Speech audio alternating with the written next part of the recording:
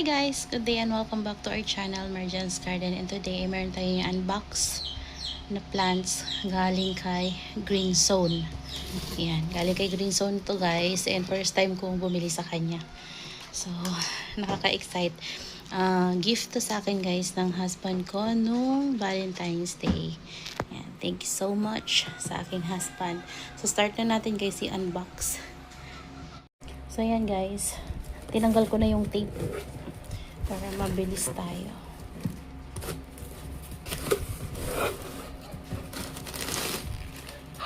Secure na secure. Kunti lang naman to guys. And isa to sa mga dream plant ko. Ay! Potted siya guys. Oh. Tingnan nyo. Cute. Pansin ko yung iba natapon na yung soil mix pero carry lang. Ganyan siya guys. Oh. Secured na secured. So maganda to kasi hindi na uprooted. So kahit hindi na muna natin guys itanim or i-repot, okay lang. Kasi potted na siya. So hindi na stress yung kanilang roots sa panibagong tubo ulit. So tama lang pala yung laki niya guys. Ayan siya. Variegated. Kita nyo ba guys? Ayan. Lagay tayo ng flash. Ayan. Variegated siya. Na astro. So first time ko guys magkaroon ng variegated astro. Dikit na dikit yung mga tape guys. Oh. Safe na safe. Yung palagay. Yung kapak niya. Ayan siya. May ano pala siya dito. Chismis.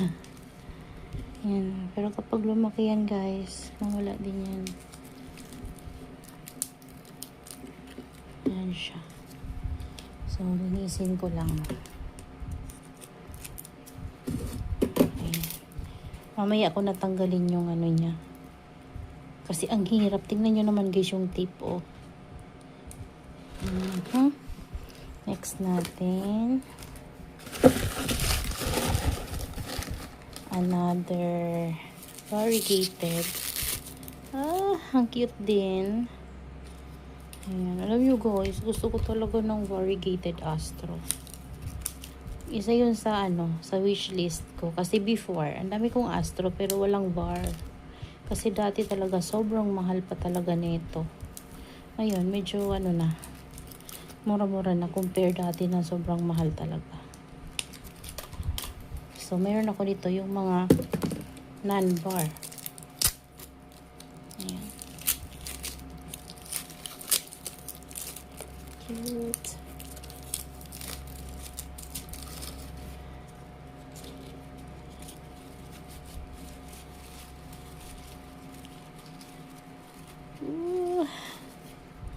Tingnan nyo guys. Ganda. Maliit lang talaga siya. Small size lang. Pero tingnan nyo yung variegation. Ganda. Yan. Another variegated. Ano to? May isa pa. Hindi ko tanda to guys. Itong isa. Ano ba itong winain kong isa na to? Okay. Ito pala yung mga maliliit lang talaga siya. Pero guys, tingnan nyo. Meron na tayong pink. Ayan. Mga babies pa talaga siya guys. Hindi ko na muna to guys i-repot. Para hindi na mastorbo yung paglaki nila. You know. So cute. Ayan. So, ayan o. Charan. Ayan. Ito naman ay B-type. Ayan. Isa lang to guys kasi medyo din. Pricey din. So, isa lang yung kinuha ko. Ito talaga yung pricey guys. Tsaka this one oh. Ayan. Wala pa akong ganyan. First time ko rin magkaroon ng ganyan.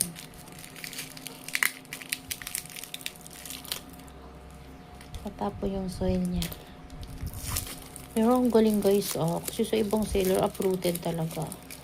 So, ako talaga, mas bet ko yung potted compare sa uprooted. Lalo na kung mga ganito kasi, di ba kapag in-uproot siya, panibagong ano na naman, recover ng ano sa atin, ng roots, panibagong tubo. Ito, ano yung ano niya guys, hindi talaga nagalaw. Maliit lang siya guys.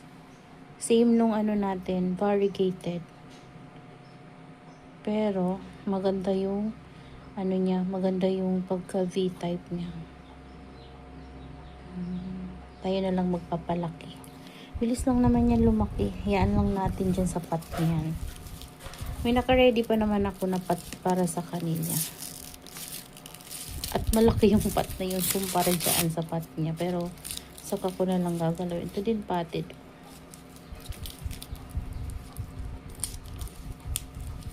Ayan, last na to guys. Super excited ako dito sa ano na to. Sa mga nagko-collect ng mga cactus. Ito talaga guys, medyo may pagka pricey, lalo na medyo big na to.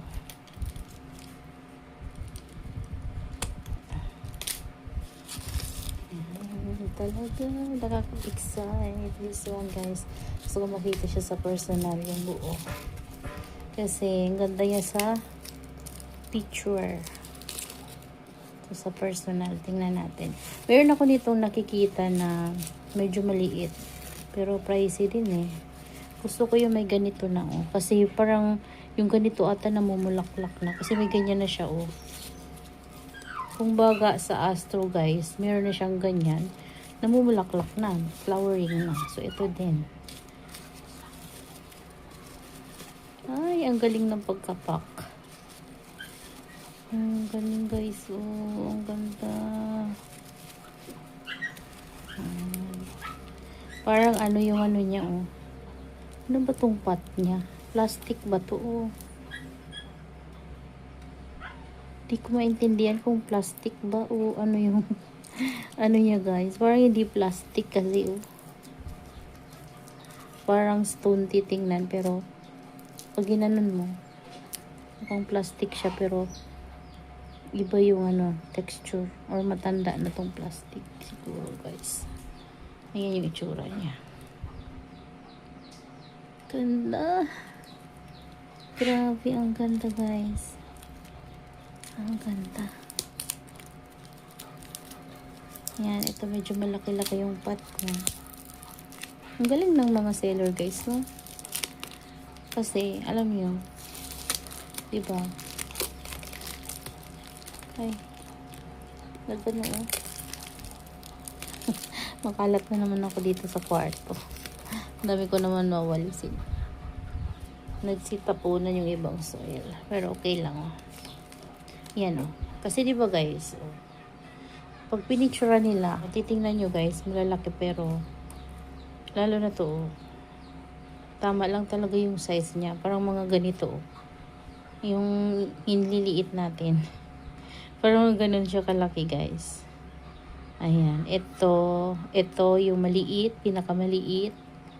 Tapos ito yung medyo malaki-laki. Parang ganyan kalalaki yung reference niya. Pero ayan siya.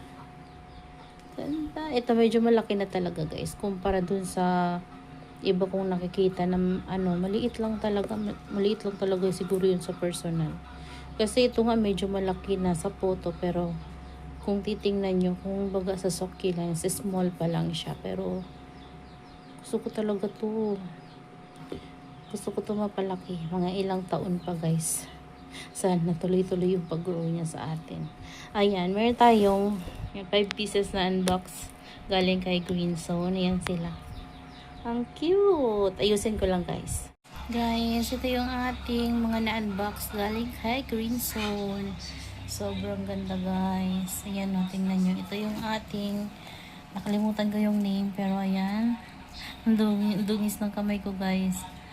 Dahil sa soil mix niya, sa ilalim mo, yan Linisin ko na lang mamaya. Yan, ganda niya. Tapos this one.